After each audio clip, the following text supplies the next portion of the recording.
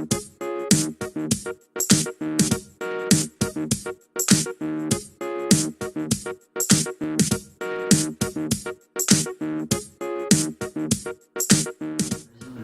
une vision participative. J'ai pas envie de faire subir aux gens qui travaillent avec moi un management pyramidal que moi-même j'ai du mal à supporter quand je le subis. Donc là, quand j'ai monté Douibuzz, j'avais 25 ans. Et une des raisons qui m'a poussé à le monter, c'était aussi que j'étais pas bien dans le job où j'étais, parce que la boîte était trop pyramidale. J'avais plein d'idées, j'avais envie de proposer plein de choses, j'avais envie d'évoluer dans mes missions, voilà, et c'était pas possible. Et j'étais très frustré de ça.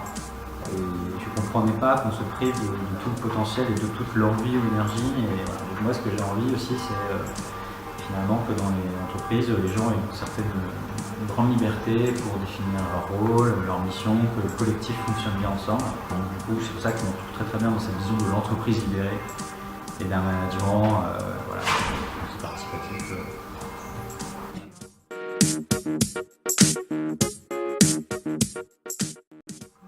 Moi j'ai monté Douibuzz quand j'avais 25 ans, très jeune, et comme je l'ai dit, donc je quittais l'entreprise dans laquelle je m'épanouissais pas pleinement. Donc j'avais envie d'autre chose, et cette autre chose dans mon imaginaire très naïf et très jeune à l'époque, c'était la boîte de copains, quoi, la start-up à l'américaine presque. Donc il n'y avait pas peu de management, il y avait quelqu'un, un leader qui lance la boîte et qui la fonde, c'était moi. Qui embarque des gens avec lui, et il ne se pose pas trop la question, mais on allait tous dans la même direction assez naturellement. Puis les années passent, la boîte lève de l'argent, ça commence un petit peu à marcher, ou il y a des choses qui marchent moins bien aussi, mais bref. Et là, il faut mettre un peu de structure, parce qu'on passe de 5-6 personnes à 10 personnes, et donc du coup, en mettant cette structure, je commence à recréer le seul modèle que je connais, à savoir le modèle pyramidal. Je me retrouve même des fois à jouer un petit peu le petit chef, dans le sens qu'on commence à mettre des règles. Et cette fameuse règle des 3%, c'est-à-dire que quand quelqu'un renverse son café et ne nettoie pas, ou un jour vous arrivez, vous voyez ça, vous avez presque envie en tant que manager d'interdire le café, quoi. Donc vous allez embêter tous les gens de la boîte parce qu'il y en a un qui manquait de savoir-vivre à un moment donné, quoi. Et ça c'est un travers classique des managers. Bon ouais, donc je commence à être un peu dans ce schéma. Et puis là, un de mes collaborateurs, un de mes associés, me donne le bouquin d'Isaac Getz, Liberté et compagnie. Je lis le truc et là, coup de foudre, je me dis waouh, une autre façon de faire est possible. J'ai l'impression que je l'attendais toute ma vie, cette façon de faire, comment bosser ensemble, comment quelque part guider un groupe, c'est quelque chose que j'aime beaucoup faire, mais sans être dans une forme autoritaire et une forme avec une hiérarchie de pouvoir. Donc là, du coup de foudre, et la semaine suivante, je lis très vite ce livre, et puis la semaine suivante, je libère mon entreprise. Enfin, j'allais dire en tout cas en partie. En tout cas, je fais le saut et j'abandonne déjà plein de choses, des privilèges, j'abandonne ce qu'ils appellent le pouvoir de coercition, le pouvoir d'imposer aux autres de faire des choses, y compris contre leur gré. Ce qui n'arrive pas souvent, parce que la plupart du temps, on est d'accord sur les choses à faire, mais de temps en temps, quand on ne l'est pas, le patron, classiquement, il a le dernier mot.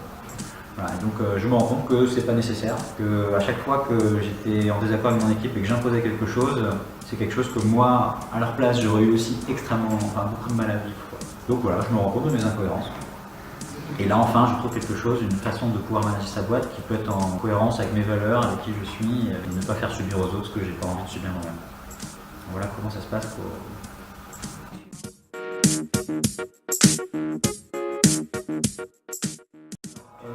Je tiens à dire que déjà, c'est pas forcément bien d'y aller aussi vite. Mais après, ça, c'est un peu moi, j'y vais à fond. Puis on était une entreprise, à l'époque, on devait être 6 ou 7 personnes. Donc c'est plus simple de se lancer vite quand on a un petit collectif. Parce qu'il suffit de mettre tout le monde autour de la table et c'est ce qui s'est passé. Moi, en fait, j'ai réuni l'équipe et j'ai dit, bon, voilà, je viens lire ce bouquin, je vous invite à le lire, j'ai distribué un bouquin à tout le monde. C'est top, voilà ce que ça dit en gros. On va se réapproprier le projet tous ensemble. Donc j'ai remis la vision de l'entreprise sur la table. Ce qui n'est pas forcément une bonne chose, parce que je ne suis pas sûr que la vision doit être quelque chose de consensuel. Enfin, en tout cas, c'était nous, notre manière de démarrer. Et on en a parlé, on a débattu. Après, on a dit en fait à quoi ça sert Douibuzz, comment on va arriver à essayer d'atteindre notre vision. Et puis là, du coup, on s'est assez vite posé sur quelque chose qui était essentiel, c'est-à-dire dans la tech, il y a un truc qu'on appelle la roadmap. La roadmap, c'est qu'est-ce qu'on va développer, c'est la liste des priorités à développer. Voilà, sur Douibuzz, donc un produit qui aide les gens à faire des une application, et une bonne partie de l'équipe travaille sur l'amélioration, la maintenance et l'amélioration et l'enrichissement de cette application. Donc la roadmap, c'est un truc clé. Et avant, dans la vision un petit peu ancienne dans laquelle j'étais, je validais les priorités de la roadmap. Et éventuellement, je pouvais changer des choses. Il y avait un peu ce pouvoir de veto. Et là, du coup, on commence à fonctionner sur une priorisation quelque part consensuelle aussi. C'est pas forcément non plus la bonne chose. Enfin, en tout cas, c'était peut-être mieux que de le faire tout seul. Et donc, c'était un moyen, en tout cas, de faire tomber ma position toute puissante dans l'entreprise. Donc voilà comment moi je me suis pris. Avec le recul, je me rends compte qu'on ne peut pas faire l'économie d'avoir un coach ou quelqu'un qui est finalement ça peut être un consultant ou un coach, quelqu'un qui accompagne l'équipe, qui la prend là où il est, et qui va lui offrir un regard extérieur et va l'accompagner pour que cette libération se passe bien. Parce que moi j'étais convaincu que ça me convenait très très bien. J'ai peut-être pas tenu compte du fait qu'il pouvait y avoir des peurs en interne. J'ai peut-être pas tenu compte du fait qu'il y a certains de mes collaborateurs qui ne voyaient pas tout à fait l'intérêt. Enfin, voilà. Donc, nous, on a un coach, on a pris un coach 1 an et demi après notre libération, parce qu'on s'est rendu compte qu'il y avait plein de problèmes qu'on n'était pas en mesure de résoudre nous-mêmes. Donc nous, notre chemin continue d'avancer là fortement ces derniers mois. Ça fait 2 ans déjà qu'on est libéré. Et oui, maintenant, je me rends compte qu'un point de vue extérieur, c'est quand même quasi indispensable pour bien le faire.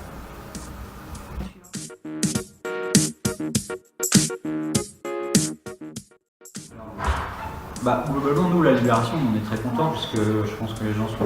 Enfin, moi ça m'a libéré. J'arrête d'être responsable de tout. Enfin, cette vision paternaliste où tu es responsable de tout, y compris de ce que tu ne fais pas. Donc, du coup, ça, c'est vraiment super. Ce qui veut dire, du coup, que quand tu as vu que tu n'es plus responsable de tout, tu peux aussi. Tu n'es plus obligé de prendre de la distance avec ton équipe. Tu es un membre de l'équipe, comme les autres. Voilà, avec ses rôles et ses missions. Donc ça, c'est quand même génial. Maintenant, des fois, je vois des patrons, on dit qu'ils parlent de la solitude de l'entrepreneur. C'est un terme récurrent chez les entrepreneurs. Et en fait, je pense que c'est pas une fatalité du tout. C'est juste lié au mode de management que la personne a choisi, quoi. Voilà. Ou pas choisi, justement. Donc du coup, le bilan est plutôt positif, l'équipe est ravie. Moi, je pense que l'entreprise est beaucoup plus attractive aussi depuis qu'on fonctionne comme ça. Les gens sont encore plus autonomes qu'avant. Moi, je m'interdis d'imposer des choses aux autres, donc c'est beaucoup plus agréable pour eux. Donc ça, c'est plus cool. Mais par contre, effectivement, vu qu'on l'a un peu mal fait, enfin en partie, il y a des choses qu'on a mal faites dans notre libération, notamment le fait de croire que la vision, par exemple, définir une vision, c'est quelque chose de consensuel. Donc quelque part, j'ai un peu lâché ce rôle-là pour le mettre à table. Et en fait, là, je suis en train de le reprendre. Parce que élaborer une vision, ça nécessite d'être en veille, de discuter avec plein de monde, ça nécessite de répondre à plein de questions pour pouvoir ensuite élaborer une vision. Et ce job-là, c'est pas un développeur chez moi qui va le faire, je continue de faire ce job-là en fait. L'apprentissage, de veille, donc c'est logique que ce rôle me revienne. Et c'est pas nécessaire de lâcher la vision pour embarquer les gens dans une libération. Donc voilà, là c'était un honneur de ma part, et quelque part j'ai lâché un peu de leadership en faisant ça aussi. Et peut-être un peu trop. Autre écueil aussi, c'est peut-être un petit peu plus embêtant, c'est qu'on a aussi mis la priorisation en mode consensuel.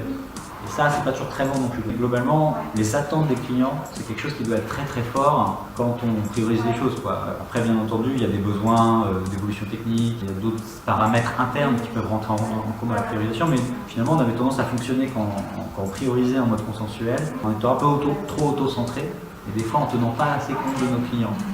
Donc, du coup, peut-être qu'on déterminait des priorités qui n'étaient pas forcément les bonnes. Voilà, donc ça, c'est un autre écueil. Voilà. Après, libération, comme on dit, c'est un chemin. Donc, il faut avancer en marchant. Nous, on l'a fait comme ça, parce que c'est comme ça qu'on se sentait. Il y avait un autre truc qui était intéressant, c'est que quand moi j'ai lu ce bouquin, j'ai dit, mais comment on va faire? Enfin, je me disais, waouh, il y a un côté effrayant, quoi. Même si j'ai coup de foudre pour le truc, je me dis, waouh, je vais lâcher tout mon pouvoir, une grosse partie. Comment ça va se passer, quoi. Il y a un saut dans le vide et tous les patrons libérateurs ils ressentent ce saut dans le vide un peu. Et un des trucs que j'ai aimé, c'est qu'un des pères français de cette façon de faire, c'est Jean-François Zobrist, le patron de la Flavie, qui est une fonderie en Picardie. Et ce type, il dit, en gros, ne réfléchissez pas trop, lancez-vous et faites confiance au groupe pour trouver son chemin, quoi. Et je confirme, c'est vrai, nous on a fait un peu n'importe quoi, mais ça nous correspondait. Et puis à un moment donné, on se heurte à des difficultés, etc. Puis on se met à dire, attends, ça ne marche pas. Du coup, on a pris un coach qui, avec un regard extérieur, nous aide à finalement avancer un petit peu plus vite sur le chemin, sans trop s'engueuler ou sans que les tensions soient trop fortes, quoi. Et voilà.